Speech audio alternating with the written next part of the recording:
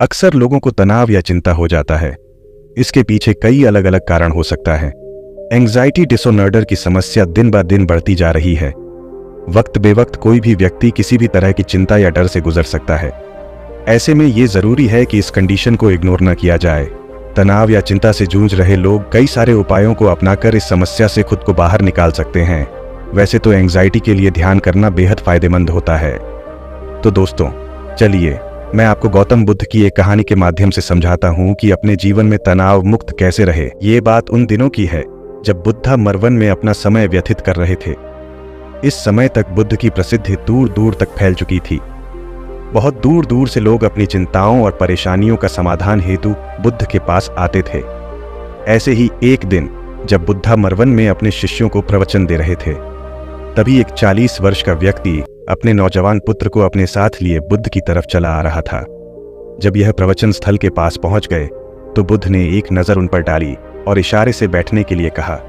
जब प्रवचन समाप्त हो गए और सभी लोग वहां से चले गए तो बुद्ध ने उस व्यक्ति को अपने पास बुलाया और बैठने के लिए कहा। वहां चारों तरफ हरियाली छाई हुई थी। मौसम बहुत सुहाना था और तरह तरह के पक्षियों की आवाजें गूंज रही थीं। ऐसा नजारा देखकर उस व्यक्ति को अंदर से असीम शांति महसूस हो रही थी। इसके बाद बुद्ध ने उस व्यक्ति से आने का कारण पूछा तो इस पर व्यक्ति ने कहा, तथागत, मैं 2 दिन की लंबी यात्रा करके अपने पुत्र को आपसे मिलवाने लाया हूँ। ये मेरा इकलौता पुत्र है और हर समय थका थका रहता है। ऐसा लगता है जैसे इसके अंदर कोई जान ही ना हो। इसका स्वभाव भी काफी चिड़चिड़ा हो गया है। अगर हम इससे कुछ भी कहते हैं तो ये हमारी छोटी छोटी बातों पर गुस्सा हो जाता है। इसके देखने की क्षमता भी उम्र से पहले ही कमजोर हो गई है और इसके बाल भी सफेद पड़ने लगे हैं। इतनी कम उम्र में इतनी बड़ी उम्र का लगना मुझे तो कुछ समझ नहीं आ रहा है। तथागत, मैं अपने पुत्र के स्वास्थ्य को लेकर बहुत चिंतित हूँ। जब मैं अपने पुत्र को वेद जी के पास लेकर गया तो उन्होंने कुछ औषधि दी और कहा, अपने पुत्र को तनाव कम लेने के लिए कहो। वो अपने दिमाग में बहुत अधिक तनाव लेता है, इसलिए उसकी ऐसी हालत हो गई है। लेकिन मैंने उसको बहुत समझाने के बाद भी तनाव का मतलब समझ नहीं आया।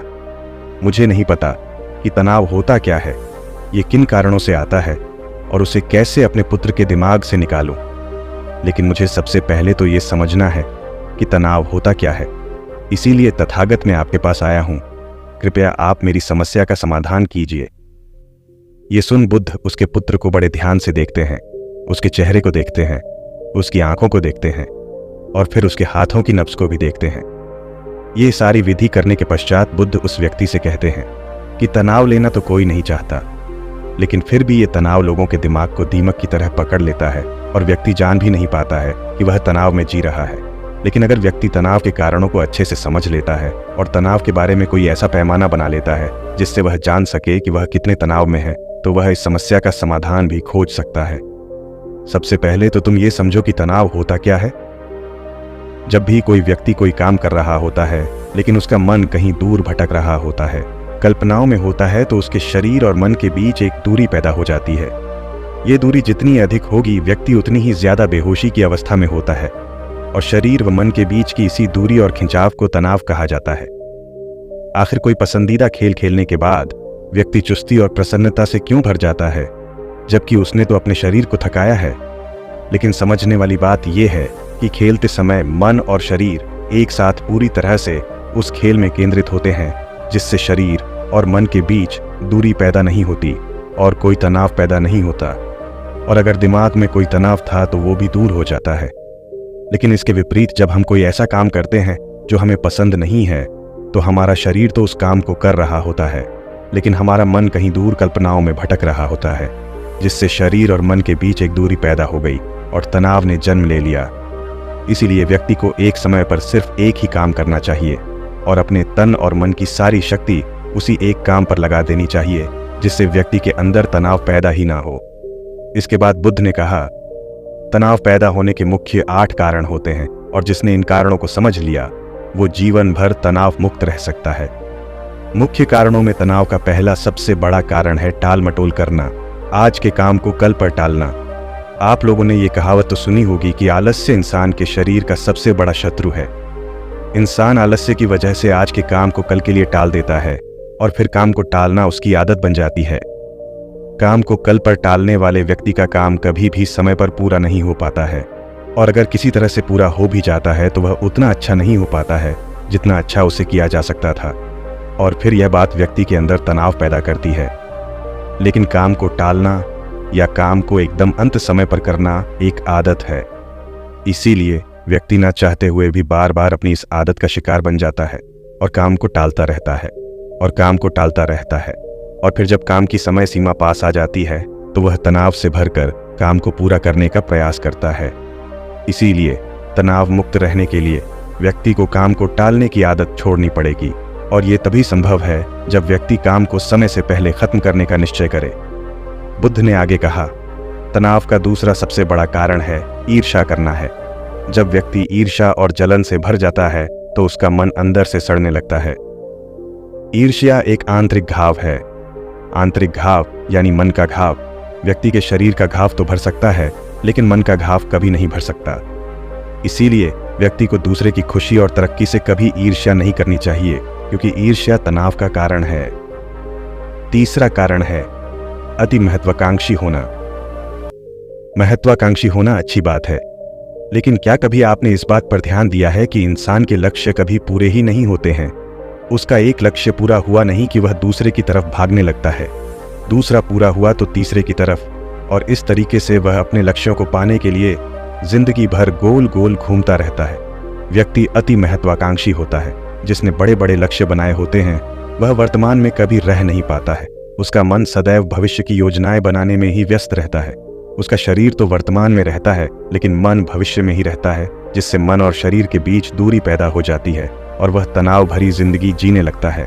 बुद्ध के मुंह से यह बात सुन उस लड़के ने कहा, है बुद्ध, तो फिर इसका मतलब है कि हमें लक्ष्य नहीं बनाना चाहिए, क्योंकि लक्ष्य बनाना भी तो महत्वाकांक्षा ही है। इस पर बुद्ध ने कहा, जीवन में लक्ष्य बनाना कोई गलत बात नहीं है, लेकिन समस्या तब उत्पन्न होती है जब वो अपना पूरा ध्यान उस लक्ष्य से मिलने वाले परिणाम पर ही लगा देते हैं और उसके परिणाम की चिंता करते रहते हैं।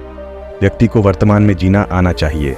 आप लक्ष्य बनाइए और उस लक्ष्य की प्राप्ति के लिए कड़ी मेहनत करिए, लेकिन साथ ही साथ आपको इस बात का भी ध्यान होना चाहिए कि आप अभी वर्तमान में जी रहे हैं और वर्तमान ही सत्य है। इसके बाद बुद्ध ने तनाव का चौथा कारण बताते हुए कहा कि अरुचिपूर्ण काम ना करना, इससे भी मन में तनाव पैदा होता है। जो काम करना हमें पसंद ही नहीं है, जिस काम में हमारी रुचि ही नहीं है, उस काम में हमारा मन लग ही नहीं पाएगा। हमारा शरीर तो वही बैठा रहेगा, लेकिन हमारा मन कल्पनाओं की उड़ान भरेगा, जिससे शरीर और मन के बीच दूरी पैदा हो जाती है और व्यक्ति तनावग्रस्त हो जाता है। इसीलिए इंसान को हमेशा अपनी रुचि के अनुसार ही कार्य करना चाहिए। अगर व्यक्ति ने यह पता कर लिया कि उसे कौन सा काम करना पसंद है और वो उसी काम को अपने जीवन का लक्ष्य बना लेता है, तो फिर वो काम उसके लिए काम नहीं बल्कि एक खेल बन जाता है। फिर बुद्ध ने कहा, तनाव का पांचवा कारण होता है किसी दूसरे से अपेक्षा रखना। बुद्ध ने उस व्यक्ति की ओर इशारा करते हुए कहा, एक पिता होने के नाते तुम्हारी अपने पुत्र से बहुत सी अपेक्षाएं होंगी कि तुम्हारा पुत्र एक बहुत ही कामयाब इंसान बने, तुम्हारा नाम रोशन करे, जैसा तुम चाहते हो उस तरह का जीवन जिए, तुम्हारी हर बात माने। लेकिन क्या आज तक कभी किसी की सारी अपेक्षाएं पूरी हुई हैं? जब भी कोई व्यक्ति किसी दूसरे से कोई अपेक्षा रखने लगता है तो वो अनजाने में अपने लिए तनाव पैदा करने लगता है। जरा सोचो कि अगर तुम्हारा बेटा तुम्हारे अनुसार काम नहीं कर रहा है और वो नहीं बन पा रहा है जो तुम उसे बनाना चाहते हो, तो निश्चित रूप से तुम्हारे दिमाग को तनाव पकड़ लेगा। तुम तनाव से भरा जीवन जीना शुरू कर दोगे और इस तनाव के बस में आकर तुम ऐसा व्यवहार करोगे, ऐसी बातें करोगे कि तुम्हारा अपने पुत्र के साथ संबंध और भी खराब होता चला जाएगा। इसीलिए व्यक्ति को जितना हो सके उतनी कम अपेक्षाएं दूसरों से रखनी चाहिए, और अगर पूरी तरह से तनाव मुक्त रहना है तो दूसरों से अपेक्षा रखना ही बंद कर दो। इसके बाद बुद्ध ने कहा कि शारीरिक कष्ट भी इंसान के तनाव का एक कारण होता है। जब व्यक्ति किसी शारीरिक पीड़ा से गुजर रहा होता है तो उसका पूरा ध्यान अपने उस शारीरिक दर्द पर होता है और वो पूरे दिन बस उसी के बारे में सोचता रहता है, जिससे उसका मन दुख के विचारों से भर जाता है और ऐसी स्थिति में व्यक्ति तनावग्रस्त रहने लगता है। ये सुन उस व्यक्ति ने कहा कि है बुद्ध, शारीरिक दुख तो किसी भी व्यक्ति को हो सकता है, तो फिर क्या हुआ? व्यक्ति जीवन भर तनाव में ही जिएगा। इसका जवाब देते हुए बुद्ध ने कहा कि इंसान को ये बात समझनी चाहिए कि हमारा जीवन दुखों का आधार है। जैसे जैसे हमारा जीवन आगे बढ़ता है इसमें दुख आते हैं, बीमारियां आती हैं और फिर अंत में मृत्यु भी आती है। तो बीमारियां इंसान के जीवन का अभिन्न अंग है, कोई इनसे बच नहीं सकता। बस किसी किसी के जीवन में ये समय से पहले आ जाती है तो किसी के जीवन में समय के बाद आती है। जब इंसान का मन इस बात को अच्छे से समझ लेगा तो फिर वह अपनी बीमारी के बारे में सोच सोच कर ज्यादा तनाव नहीं लेगा, क्योंकि यह हमारे जीवन का अभिन्न हिस्सा है और इसके लिए व्यक्ति को शारीरिक रूप से भी अभ्यास करते रहना चाहिए। अपने जीवन में व्यायाम और स्वस्थ जीवन शैली को भी जगह देनी चाहिए ताकि उसका शरीर लंबे समय तक निरोगी रहकर सही से काम कर सके। तनाव का अगला कारण होता है अपनी योजनाओं को समझने के लिए समय ना देना। कुछ लोगों के दिमाग में कोई विचार आया ही नहीं कि वो बिना सोचे समझे उस पर काम करना शुरू कर देते हैं, और जब उस काम में उन्हें असफलता मिलती है तो वह तनाव से भर जाते हैं, क्योंकि उन्होंने उस काम को शुरू करने से पहले उसके बारे में पूरी जानकारी इकट्ठा नहीं की थी। इंसान को कोई भी काम शुरू करने से पहले उसके अच्छे और बुरे परिणामों के बारे में ठीक से सोच विचार कर लेना चाहिए। इंसान को इस बारे में भी सोच लेना चाहिए कि अगर ये योजना सफल नहीं हुई तो फिर इसके बाद मैं क्या करूंगा। इसलिए व्यक्ति को अपनी योजनाओं को ठीक से समझने के लिए पूरा समय देना चाहिए ताकि बाद में उस योजना की वजह से तनाव पैदा ना हो। सबसे आखिरी और सबसे प्रमुख कारण जो तनाव का होता है वो है ज्यादा सोचना। लगातार सोचते रहना भी एक बीमारी है, और यह उस व्यक्ति में सबसे ज्यादा पाई जाती है जो सिर्फ कल्पनाएं करता है, जो अतीत की घटनाओं और भविष्य की बातों के बारे में सोचता रहता है, जो बेवजह के अनुमान लगाता रहता है। इसीलिए व्यक्ति को ज्यादा सोचने की आदत पर लगाम लगाना चाहिए। इसके लिए जितना हो सके खुद को काम में व्यस्त रखना चाहिए और हर दिन ध्यान का अभ्यास करने को अपने जीवन का हिस्सा बना लेना चाहिए। बुद्ध के मुंह से यह सारी बातें सुनकर उस व्यक्ति ने हाथ जोड़कर कहा, बुद्ध, मेरा पुत्र तो अभी मात्र 20 वर्ष का ही है और इसमें अभी इतनी समझ भी नहीं है कि यह आपकी बताई सारी बातों का एक साथ पालन कर सके। आप कृपया करके तनाव मुक्त रहने का कोई आसान सा तरीका बता दें जिससे मेरा बेटा उसका अनुसरण भी कर सके और तनाव मुक्त भी रह सके। उस व्यक्ति की यह प्रार्थना सुन बुद्ध ने कुछ सोचते हुए जवाब दिया, अगर तुम इतनी सारी बातों का पालन नहीं कर सकते हैं तो इसके लिए एक बहुत ही आसान विधि है। तुम एक बार में एक काम को करने पर ध्यान लगाओ। जो भी काम कर रहे हो उस समय पर सिर्फ उसी काम को करो, सिर्फ उस पर ही अपना पूरा ध्यान लगाओ। और अगर तुम्हारा मन इधर उधर भटक जाता है तो जैसे ही तुम्हें याद आए उसे वापस फिर उसी काम में लगा दो। ये सबसे आसान और अच्छा तरीका है तनाव मुक्त रहने का। जब तुम भोजन करो तो उस समय सिर्फ भोजन ही करो, उसके पूरे स्वाद का आनंद लो, उसका अनुभव करो। जब आप चलते हैं तो उस समय अपना ध्यान सिर्फ चलने में ही लगाओ। इससे तुम्हारा मन और तुम्हारा शरीर दोनों एक जगह पर केंद्रित रहेंगे।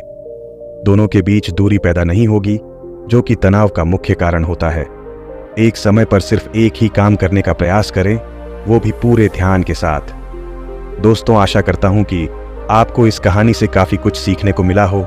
बिना तनाव के जीवन जीना महत्वपूर्ण है और इसे कम करने के कई तरीके हैं। पहला, ध्यान और प्राणायाम। ध्यान और प्राणायाम तकनीकें मानसिक स्थिति को शांत करने में मदद करती हैं। ध्यान धारणा करने से मन को शांति मिलती है और प्राणायाम संवेदनशीलता को बढ़ाता है। दूसरा, समय प्रबंधन। समय प्रबंधन तकनीकें आपको काम को संगठित रूप से पूरा करने में मदद करती हैं और आपको अधिक अवसाद और तनाव से बचाती हैं। तीसरा, नियमित व्यायाम। नियमित व्यायाम करना शारीरिक स्वास्थ्य को सुधारता है और मानसिक स्थिति को बेहतर बनाता है। योग, प्राणायाम, ध्यान, चलना या किसी भी उपयुक्त व्यायाम को अपनाने से तनाव कम होता है। पर्याप्त नींद और आराम भी तनाव को कम करने में मददगार होता है। परिवार, दोस्तों और प्रियजनों के साथ समय बिताना और उनसे संवाद करना भी तनाव को कम करने में मददगार होता है। चौथा, सकारात्मक सोच। सकारात्मक सोच, विकास करना और स्वीकार करना कि जीवन में स्थितियों को नियंत्रित नहीं किया जा सकता, लेकिन हम उनके प्रति अपनी प्रतिक्रिया का नियंत्रण कर सकते हैं। इन तरीकों को अपनाकर आप तनाव को कम कर सकते हैं और एक स्वस्थ और संतुलित जीवन जी सकते हैं। अगर आपको इस वीडियो से कुछ सीख मिली हो तो वीडियो को लाइक करके चैनल को सब्सक्राइब जरूर करें और कमेंट में नमो बुद्धाय लिखना न भूलें।